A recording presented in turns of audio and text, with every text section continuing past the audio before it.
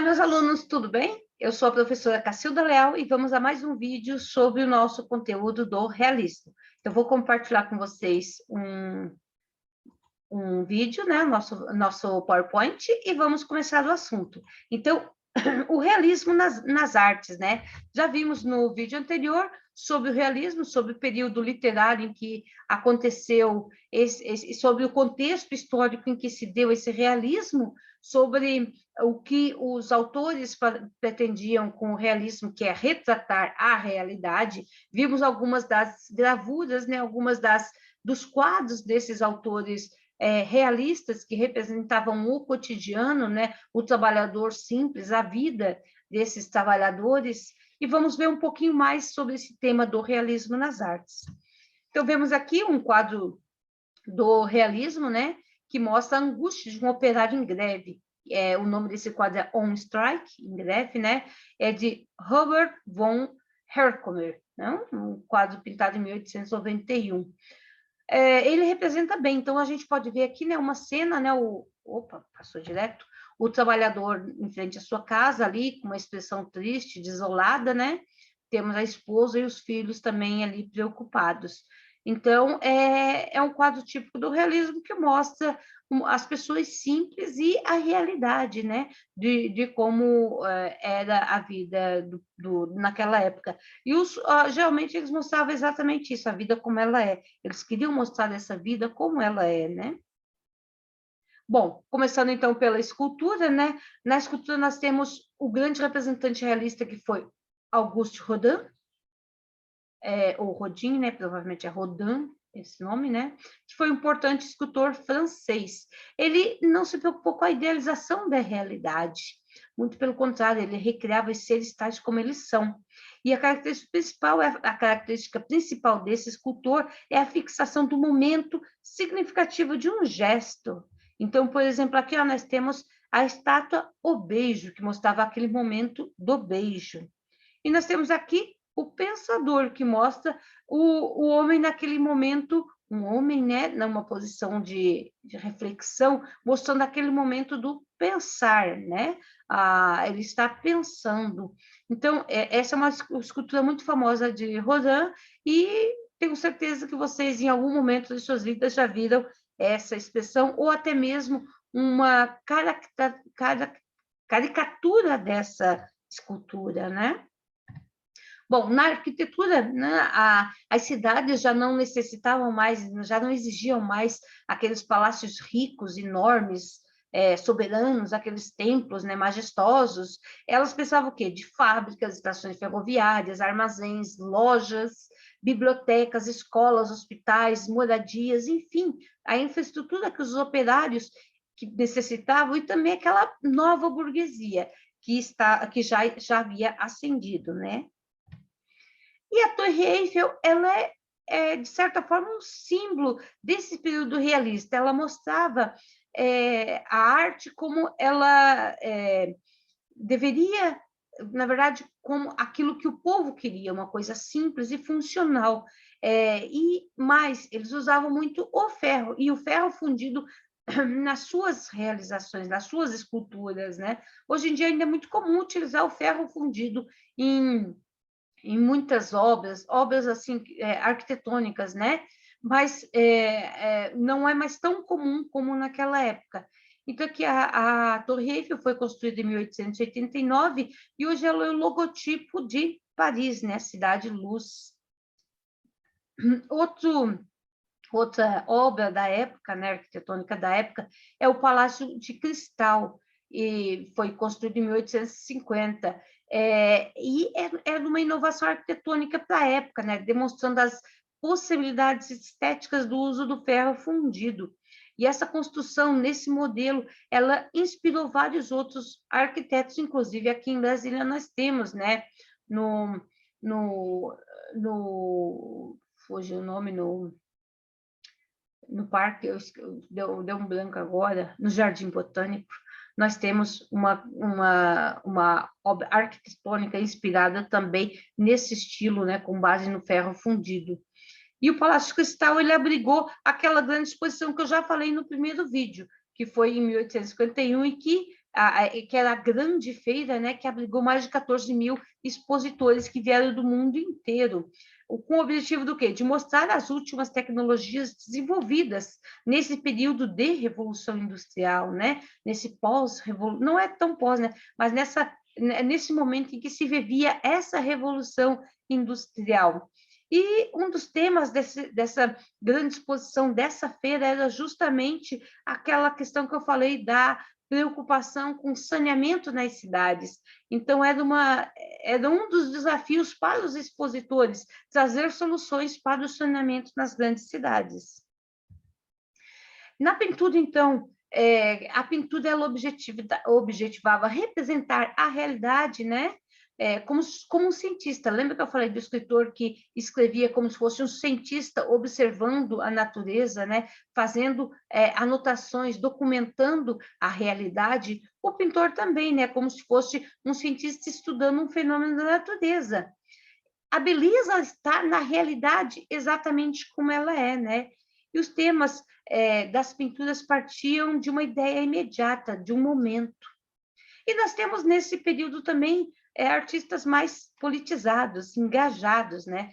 Surge também a pintura social, que denunciava injustiças e as imensas desigualdades entre a miséria dos trabalhadores e a opulência da burguesia. Principais pintores realistas, né? Gustave Courbet, que é o mais importante artista dessa vertente e criador da estética realista da pintura social. Edouard Manet, que destacava o estilo de vida aristocrático, porque ele pertencia à burguesia, né? Honoré Daumier, que, junto com Millet, retratava a vida dura dos camponeses e dos operários das fábricas, né? E Millet, que fazia parte com Daumier nessa área aí de retratar os camponeses e operários, né? E a Millet também importava a representação humana importava mais a representação humana do que o cenário em si. E temos Hubert von Herkomer, que era um dos maiores nomes da arte realista. E temos aqui algumas das imagens, né? Já falei desse quadro que é Bonjour, Monsieur Courbet, que mostra uma cena cotidiana, né, de um bom dia, né, uma pessoa simples cumprimentando o artista. Outra obra também do Courbet, que é Autorretrato. Temos aqui o Bebedor de Absinto, de Edouard Manet. Esse quadro aqui é muito conhecido, muito famoso e muito usado em várias provas e vestibulares, que se chama O Vagão da Terceira Classe, de Honoré Daumier. O Vagão da Terceira Classe representa trabalhadores simples retornando de uma jornada de trabalho, né? Pode ver que são pessoas simples, vestidas de maneira simples, e o local também é bastante simples. Temos aqui as Respigadeiras, de Jean-François Millet, que mostra também trabalhadores em seu cotidiano. E a música? A música ela ficou um pouco de lado nesse período, né? Como se esse sentimento de representação nua e crua fosse contrário às idealizações que a música normalmente utilizava, né? Mas temos alguns músicos, como os alemães Gustav Mahler e Richard Strauss, que tentaram encontrar uma saída para mostrar essa realidade, porém eles são considerados muito mais ultramodernos, né? Por quê? Porque eles idealizavam uma música que exalasse cheiro, que provocasse visões, que sugerisse cores. Então, como eles tinham essa ideia mais moderna, então eles são muito mais considerados ultramodernos, porque eles já mostravam um pouco do modernismo antes mesmo do modernismo começar. Então, eles tinham essa presença desses acordes dissonantes também. Enquanto a música, né, nos períodos anteriores, a gente é identificada por um único e mesmo estilo, como a todos os compositores, na segunda metade do século XIX, ela se mostra como uma mistura complexa de muitas tendências. Mas a maioria compartilha a mesma coisa, que é uma reação contra o estilo romântico, assim como em todas as demais artes, né? E tinham, então, com enfoque no cotidiano e na crítica social, fruto da industrialização. Por quê? Porque as grandes indústrias geravam uma situação social complexa, né? Com uma classe trabalhadora em condições deploráveis de vida, né? Então, por isso essa crítica social. Então, essa arte, né, a música, ela encontra nas óperas o seu meio de expressão. E temos nas óperas vários tipos populares, né, que mostram que as desigualdades sociais, a vida do proletariado, o cotidiano urbano, né? E algumas das principais óperas, que é a Canção do Gondoleiro, de Mendelssohn, o Barbeiro de Sevilha, do Rossini, e Carmen, de Bizet. Gosto muito dessa última. Gosto do Barbeiro de Sevilha, mas gosto muito mais também da Carmen, de Bizet. Porém, ainda há o predomínio do romantismo nas óperas, como Sonhos de uma Noite de Verão, de Mendelssohn, e Aida, de Verdun, né? Que exploram o exótico, as paixões e o trágico. Alguns dos principais músicos, Claude Debussy, Maurice Ravel, Prokofiev, Khachaturian, esse nome é complicado, Janek Stravinsky e Georges Bizet. Stravinsky, né, e Georges Bizet. Bom, a ópera Carmen, de Bizet, Georges Bizet, é um espetáculo singular. Temos aqui, né, o Bizet, né, e temos aqui um banner, né, um cartaz da ópera, mostrando aqui Carmen, ela é uma cigana, e aqui ela está dançando, né, o flamenco, por isso aqui o vestido esvoaçante dela, e temos desse lado aqui o soldado, né, que é um dos lados dessa ópera, né, que larga tudo para seguir a Carmen, por causa do amor que sentia por ela, e do outro lado o toureiro, né, que é chamado toreador, que chama na ópera, né, o toureiro, que é o outro lado desse triângulo amoroso. Então, nós temos na ópera como personagem uma cigana desprovida de qualquer moral, sem a menor sombra de remorso ou piedade, e ela enfeitiçava e levava os homens à perdição. Só que, em vez de um final feliz, nós temos um assassinato, que é de quem? Carmen, né? Ela é assassinada pelo amante a punhaladas.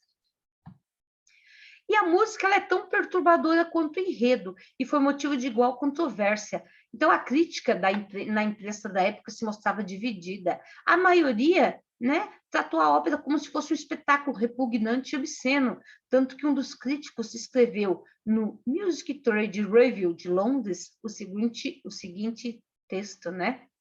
Se fosse possível imaginar Sua Majestade satânica escrevendo uma ópera, Carmen seria o tipo de obra que se esperaria, só para vocês terem uma ideia. Então, algumas das músicas que estão presentes nessa ópera é La Garde Montante, Rabaneira, Presse des Remparts de Seville, é tudo francês, né? Intermisso e Canção do Toreador. Muito bem, então, no momento é isso, né? Logo mais a gente continua com o próximo tema do realismo, ok? E até mais.